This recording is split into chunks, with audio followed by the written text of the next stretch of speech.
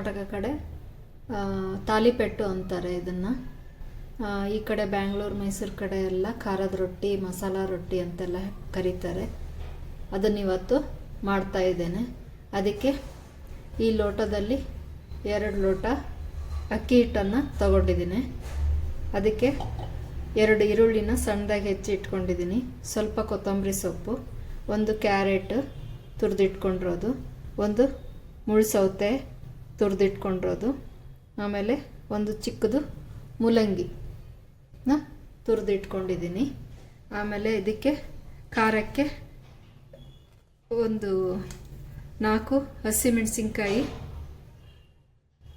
1 ಇಂಚು ಹಸಿ ಶುಂಠಿ, ಸ್ವಲ್ಪ ಕಾಯಿ ತುರಿ ಮತ್ತು 1 ಸ್ಪೂನ್ನಷ್ಟು ಜೀರಿಗೆ. ಇಷ್ಟನ್ನು ಮಿಕ್ಸಿನಲ್ಲಿ ಸ್ವಲ್ಪ ಸಣ್ಣ ಮಾಡಿಕೊಂಡು, ಹಾಗೆ ನೀರು ಹಾಕ್ದೇ ಹಾಗೆ ಸ್ವಲ್ಪ ತರಿಯಾಗಿ ರುಬ್ಕೊಂಡು ಇದಕ್ಕೆ ಮಿಕ್ಸ್ ಮಾಡ್ಕೋಬೇಕು. ಹಾಗೆ ರುಚಿಗೆ ತಕ್ಕಷ್ಟು ಉಪ್ಪು, ಒಂದು ಅರ್ಧದಿಂದ 3/4 ಸ್ಪೂನ್ ಉಪ್ಪು ಹಾಕ್ಕೊಳ್ತಾ ಇದ್ದೀನಿ. ಆಮೇಲೆ ಸ್ವಲ್ಪ ಅರಿಶಿಣ,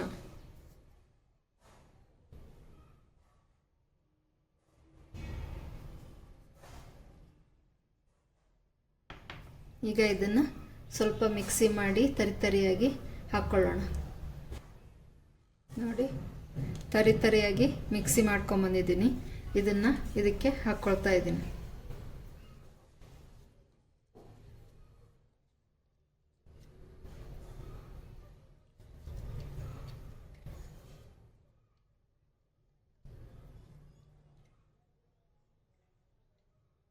ಈರುಳ್ಳಿ, ಕ್ಯಾರೆಟು, ಸೌತೆಕಾಯಿ, ಮೂಲಂಗಿ, ಇದಕ್ಕೆ ಬೇಕಿದ್ರೆ ಮೆಂತ್ಯ ಸೊಪ್ಪನ್ನು ಹಾಕ್ಕೋಬೋದು, ಸಬ್ಬಸಿಗೆ ಸೊಪ್ಪನ್ನು ಹಾಕ್ಕೋಬೋದು ಸಣ್ಣದಾಗಿ ಹೆಚ್ಚಿ.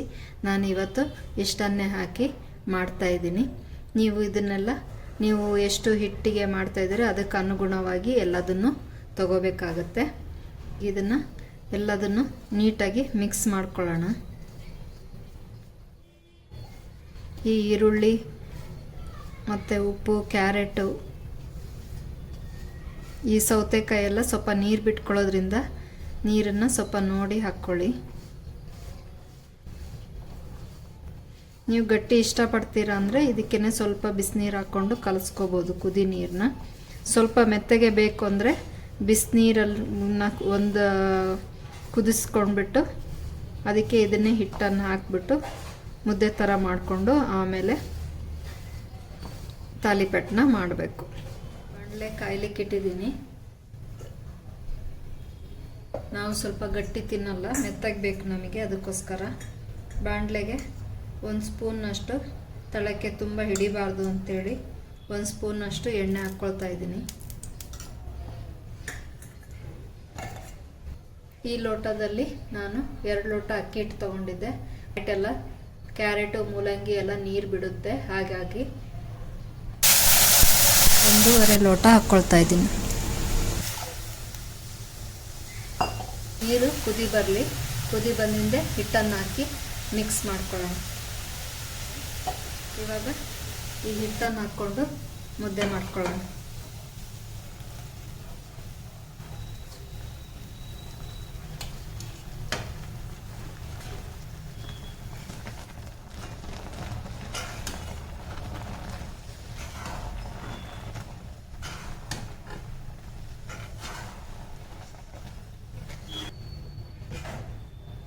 ಈ ರೀತಿ ಮಾಡ್ಕೊಳ್ಳೋದ್ರಿಂದ ಖಾರದ ರೊಟ್ಟಿ ಗಟ್ಟಿ ಬರೋದಿಲ್ಲ, ಮೆತ್ತಗೆ ಬರುತ್ತೆ. ಮೆತ್ತಗೆ ಇಷ್ಟಪಡೋರು ಈ ರೀತಿ ಮಾಡ್ಕೊಳ್ಳಿ. ಇಷ್ಟಾದರೆ ಸಾಕು. ಇದನ್ನು ಹಾಕ್ಕೊಳ್ಳೋಣ. ತಕ್ಕೊಂಡು ನಾದ್ಕೊಳ್ಳುವಾಗ ಸರಿಯಾಗುತ್ತೆ. ನೋಡಿ, ಎಲ್ಲ ನಾನು ಇದಕ್ಕೆ ತಕ್ಕೊಳ್ತಾ ಇದ್ದೀನಿ.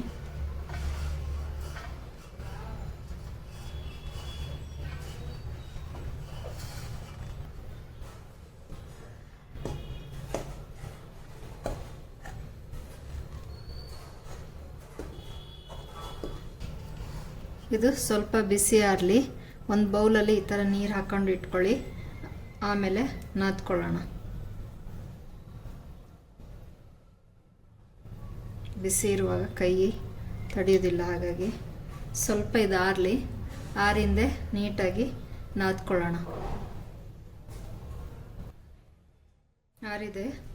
ಈಗ ನೀಟಾಗಿ ನಾದ್ಕೊಂಡು ಉಂಡೆ ಮಾಡ್ಕೊಳ್ಳೋಣ.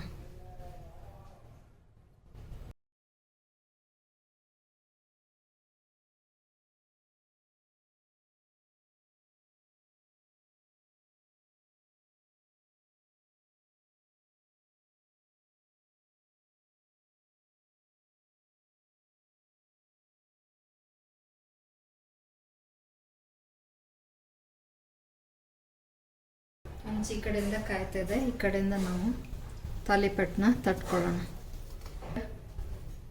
ಎಣ್ಣೆ ಹಾಕ್ಕೋಬೇಕು. ಎಣ್ಣೆ ಹಾಕ್ಕೊಂಡು ಈಗ ಮಾಡಿಕೊಂಡು ಈ ರೀತಿಯಾಗಿ ಉಂಡೆನ ತಗೊಂಡು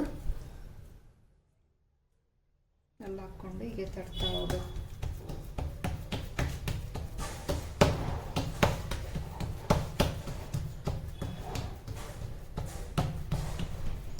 ಎಷ್ಟು ದೊಡ್ಡದು ಎಷ್ಟು ಸಣ್ಣದು ಬೇಕೋ ಅಷ್ಟು ದೊಡ್ಡ ಉಂಡೆನ ತಗೊಂಡು ಮಾಡ್ಕೊಳ್ಳಿ. ಈ ರೀತಿ ಮಧ್ಯದಲ್ಲಿ ಒಂದು ಹೋಲ್ ಮಾಡಿಕೊಂಡ್ರೆ ನೀಟಾಗಿ ಬೇಯ್ತದೆ.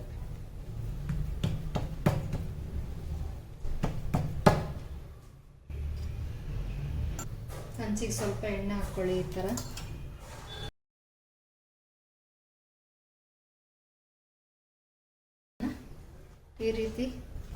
ಈ ರೀತಿ ಬಿಡಿಸ್ಕೋಬೇಕು. ಬಿಡಿಸ್ಕೊಂಡು ಇದಕ್ಕೆ ಹೀಗೆ ಹಾಕಿ ಎಣ್ಣೆನ ಹಾಕಬೇಕು. ಮಧ್ಯಕ್ಕೆ ಸ್ವಲ್ಪ ಹಾಕಬೇಕು. ಸುತ್ತ ಹೀಗೆ ಹಾಕಿ ಒಂದು ಪ್ಲೇಟ್ನ ಮುಚ್ಚಿಡಿ.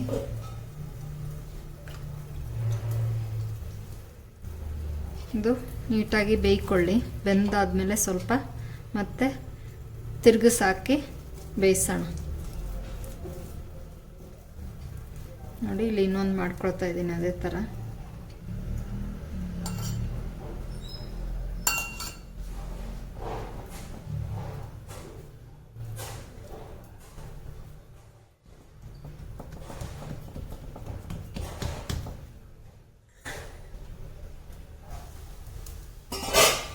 ತಿರುಗಿಸಿ ಹಾಕೋಣ.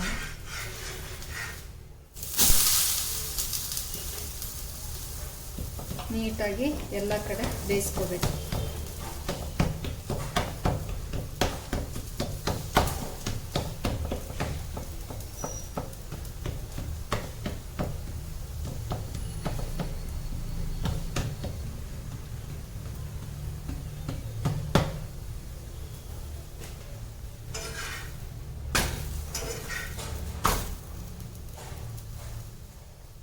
ಮೀಡಿಯಂ ಹೈ ಫ್ಲೇಮಲ್ಲಿ ಇಟ್ಕೊಂಡ್ಬಿಟ್ಟು ಬೇಯಿಸ್ಕೋಬೇಕು.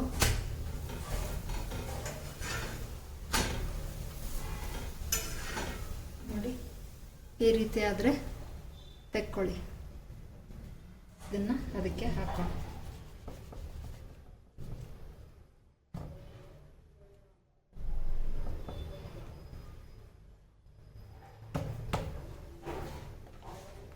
ಈ ರೀತಿಯಾಗಿ ತಕ್ಕೋಬೇಕು. ಇದಕ್ಕೆ ಸ್ವಲ್ಪ ಎಣ್ಣೆ ಹಾಕೋಣ.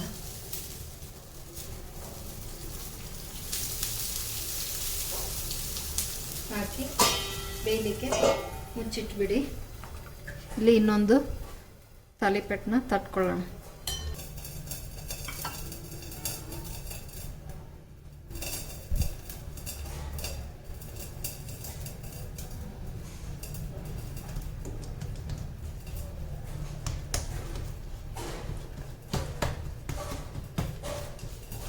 ಈ ರೀತಿ ಮಾಡಿಕೊಂಡು ತಟ್ಟೋದ್ರಿಂದ ಸೈಡ್ ಎಲ್ಲ ಕ್ರ್ಯಾಕ್ ಆಗಲ್ಲ.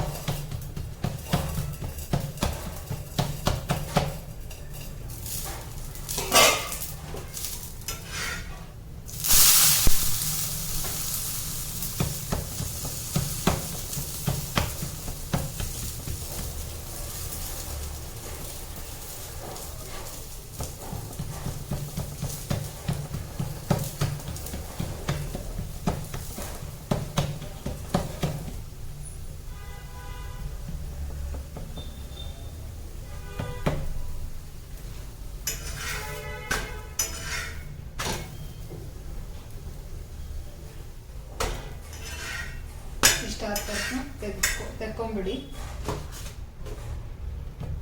ಇನ್ನೊಂದು ಹಾಕ್ತಾ ಇದ್ದೀನಿ. ನೋಡಿ ಈ ರೀತಿ ಬಿಡಿಸ್ಕೋಬೇಕು.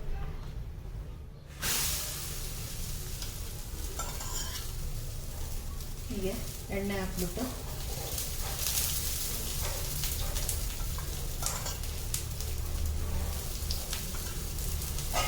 ಮುಚ್ಚಿಟ್ಬಿಡಿ. ಸ್ವಲ್ಪ ಹೊತ್ತು ಬೇಯ್ಕೊಳ್ಳಿ. ಈ ಕಡೆ ಇನ್ನೊಂದು ಮಾಡ್ಕೊಳ್ಳೋಣ.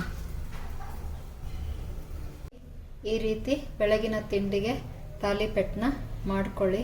ಅದಕ್ಕೆ ಚಟ್ನಿ, ಕಾಯಿ ಚಟ್ನಿ ಒಳ್ಳೆ ಕಾಂಬಿನೇಷನ್ನು. ಕಾಯಿ ಚಟ್ನಿ ಇಲ್ಲಾಂದರೆ ಮೊಸರಲ್ಲಿ, ಖಾಲಿ ಮೊಸರಲ್ಲೂ ಕೂಡ ತಿನ್ಬೋದು, ಹಾಗೇನೂ ಕೂಡ ತಿನ್ಬೋದು. ಇದನ್ನು ತುಂಬ ರುಚಿಯಾಗಿರುತ್ತೆ. ಚಟ್ನಿ ಪುಡಿ ಇದ್ದರೆ ಮೊಸರು ಮತ್ತು ಚಟ್ನಿ ಪುಡಿಯಲ್ಲಿ ಕಲಿಸ್ಕೊಂಡು ತಿನ್ಬೋದು. ಈ ವಿಡಿಯೋ ನಿಮ್ಗೆ ಇಷ್ಟ ಆಗಿದ್ದರೆ ಒಂದು ಲೈಕ್ ಕೊಡೋದನ್ನು ಮರಿಬೇಡಿ.